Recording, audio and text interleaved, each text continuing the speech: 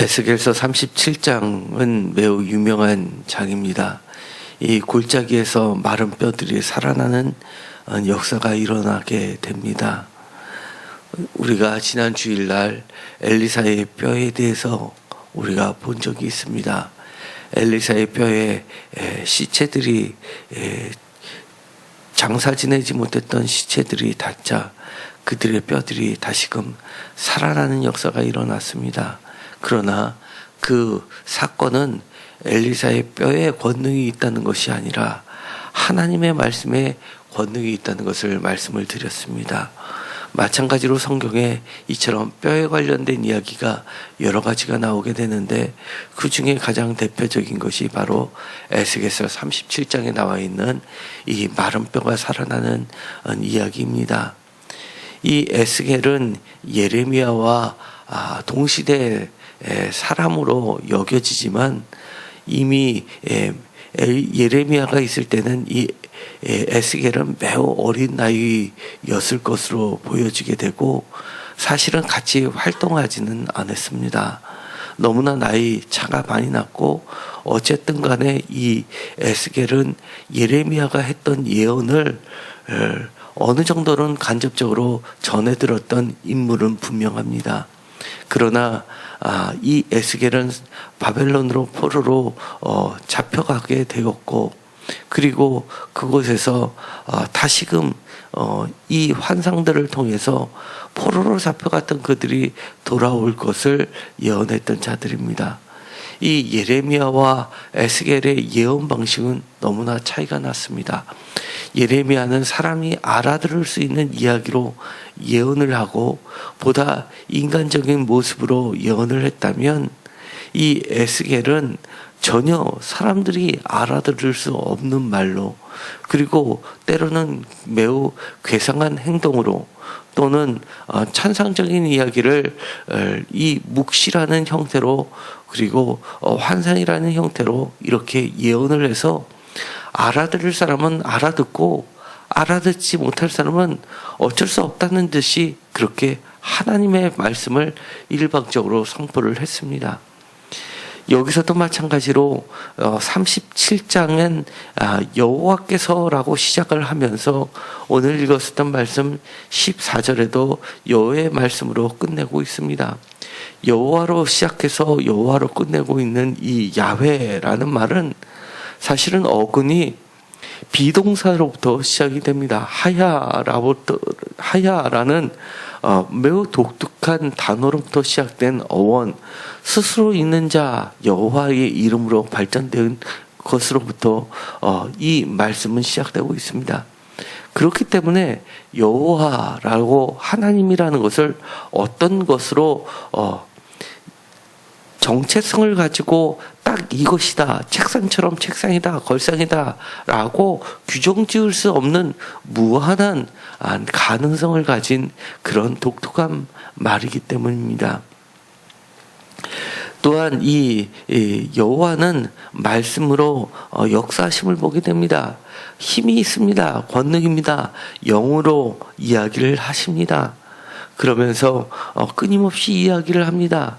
이 에스겔을 이 골짜기 가운데 두셨습니다. 이 골짜기는 우리 인생의 골짜기를 이야기하기도 합니다. 골짜기를 넘을 때마다 우리는 삶을 사느냐 죽느냐라는 그 생사의 골짜기를 넘을 때가 많이 있습니다.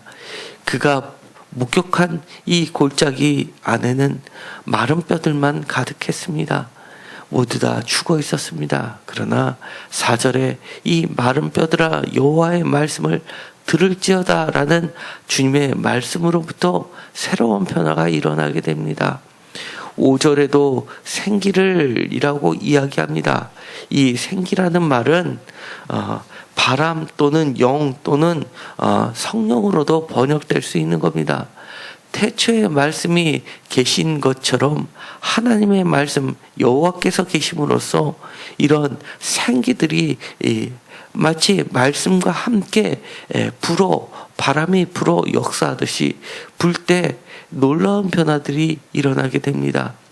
바로 이 전체적인 것을 성령이 휘감과 도는 것을 보여주고 있습니다.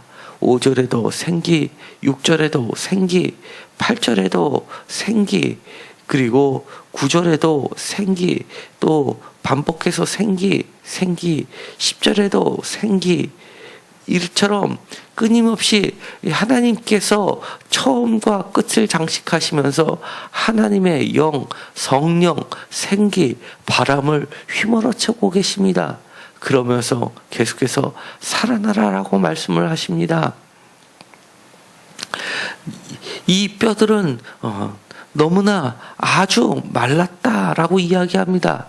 그러나 하나님의 영이, 하나님의 말씀이 선포되고 성령이 불게 되자 이 생기들은 살아나는 역사를 만들어내고 있습니다. 6절에 힘줄을 두르고 살을 입히고 가죽으로 덮고 너희 속에 생기를 넣으리라, 살아내리라, 내가 여호와다. 이렇게 이야기를 하십니다. 여호와, 야훼라는 말 자체는 바로 스스로 있는 자, 생명을 이야기합니다. 여호와와 함께하는 이상은 우리들의 인생의 골짜기마다 죽어가는 우리의 영들을 다시 살려주신다고 이야기합니다. 이렇게 하나님의 바람이 불자 10절에 생기가 그들에게 들어가매 그들이 곧 살아나서 일어나 서는데 그것도 커다란 군대가 되었다고 이렇게 이야기합니다. 11절에 이 뼈들은 온 이스라엘 족속이라고 이야기합니다. 이 뼈들은 말랐고 소망이 없지만 새로운 소망이 일어난다고 이야기합니다. 무덤이 열린다고 이야기합니다. 이러한 역사들의 바로 모태가 되었던 것은 출애굽의 역사입니다. 출애굽 때 마찬가지로 뼈들의 이야기를 하십니다. 바로 유월절을 지내면서 그들이 먹던 음식이 있었습니다. 유월절의 어린 양입니다. 유월절의 어린 양의 특징은 바로 뼈를 꺾지 말라는 거였습니다. 고기를 먹을 때 뼈를 꺾지 않고 먹는다는 건 쉽지 않은 이야기고 매우 괴상망측한 이야기입니다.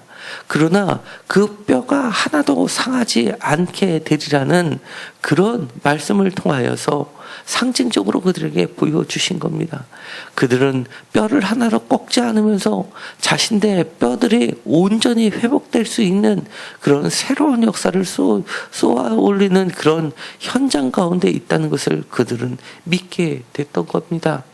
그 말씀은 예수 그리스도를 통해서도 그대로 성취하여 보여주셨습니다. 예수님의 살과 뼈를 그 제자들에게 보여주시면서 내 살과 뼈를 보라, 내 뼈가 온전히 살아났다, 뼈만 있는 것이 아니라 살도 있다라고 말씀해 주셨습니다. 이처럼 이 마른 뼈들이 살아나는 역사, 하나님의 영, 하나님의 말씀이 있는 가운데 오늘날 우리들 가운데서도 바로 그러한 역사들이 일어날 줄 믿습니다. 우리가 우리의 인생을 돌아보면 과연 이러한 일이 벌어지겠냐라고 생각되어질 때도 많이 있습니다. 분명히 에스겔서 37장에 있는 이 이야기는 단순하게 보면 많은 분들이 그렇게 많이 이야기하듯이 이 사건은 완전하게 이루어진 사건처럼 이야기를 합니다. 그러나 이 사건은 불행히도 현실을 그대로 보면 이 사건은 완전하게 이루어진 사건이 아닙니다.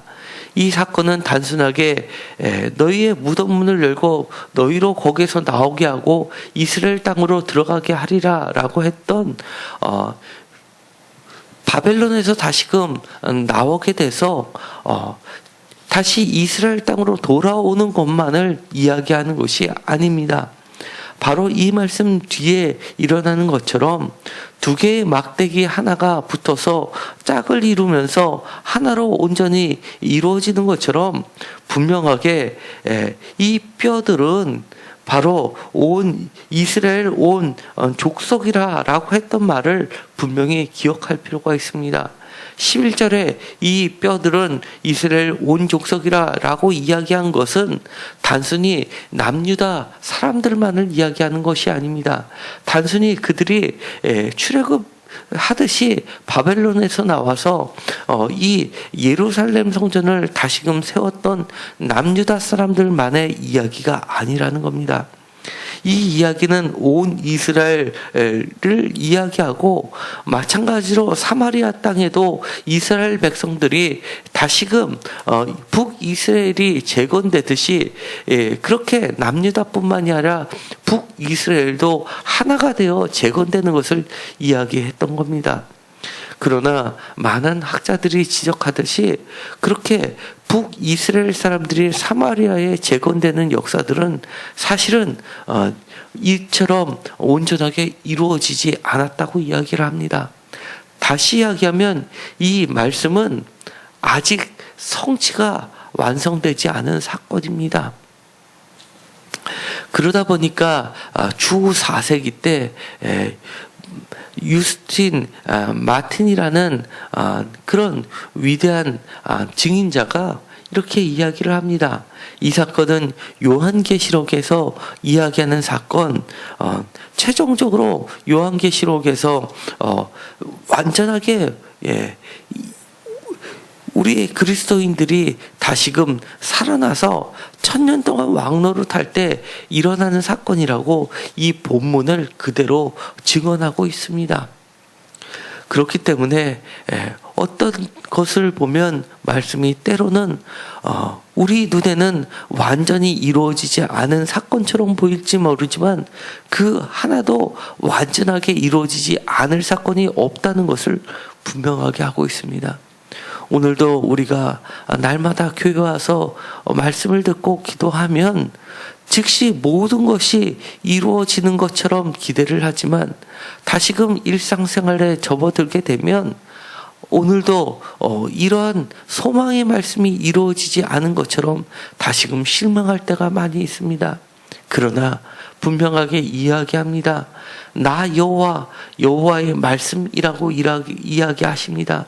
내가 여호와인 줄을 알려주겠다라고 하신 이 말씀은 결코 미완성이 아니라는 것을 다시 한번 강조합니다.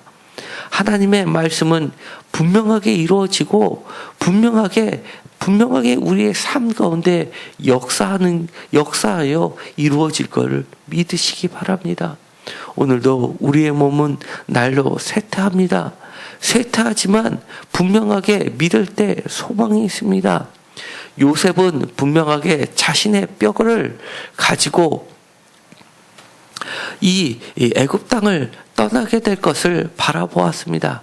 그리하여 그의 자손들이 요셉의 뼈를 애굽에서 다시금 꺼내서 그들이 세겜 땅에다가 묻게 됩니다. 이처럼 뼈는 단순히 죽어 있는 것이 아니라 하나님의 약속에 의하여 분명히 다시 살아날 것을 이야기하는 증거이기도 합니다. 우리의 뼈를 모든 사람들이 그렇게 바라보는 뼈로 두지 말고 하나님의 말씀에 다시 살아나는 뼈임을 믿으시기 바랍니다. 우리의 육신만 살 뿐만 아니라 우리 살고 있는 이 현장, 인생의 골짜기 마디마디에 너무나 가득히 말라 너무 많은 뼈들이 말라 있다 하더라도 하나님의 말씀, 생기들이 우리 안에 거할 때 다시금 분명하게 살아날 줄을 믿으시기 바랍니다. 기도하고 마치기로 하겠습니다. 하나님, 사방에서 불어오는 하나님의 생기의 말씀을 우리 가운데 받아들입니다.